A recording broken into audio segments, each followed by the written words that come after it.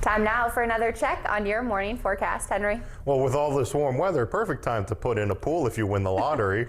That is true.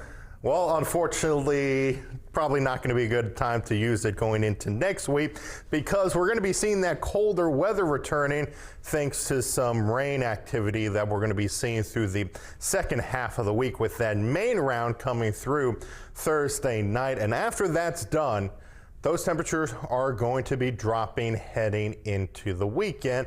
And so you'll see those upper 50s and low 60s still around with us for the second half of the week.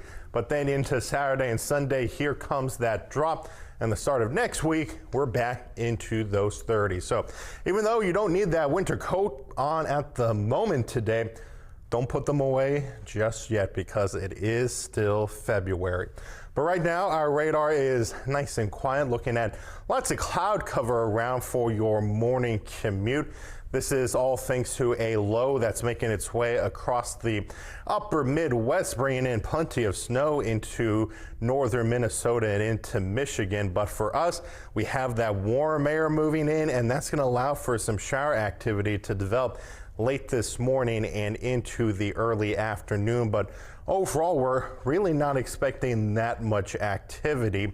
You can see into the early afternoon, we're looking at scattered hit or miss showers, and towards that evening commute, that all comes to an end, and we will be on the quiet side overnight tonight. But I want to zoom out heading into Thursday because that's when we're going to be seeing that threat of thunderstorms starting to develop ahead of our next system that's going to be pushing through. And you'll see a cluster of thunderstorms developing out into Illinois and Indiana, becoming more widespread across Ohio late Thursday evening. But we're not going to see any activity moving into the Mid Ohio Valley until later into the night, around 9 o'clock in the evening.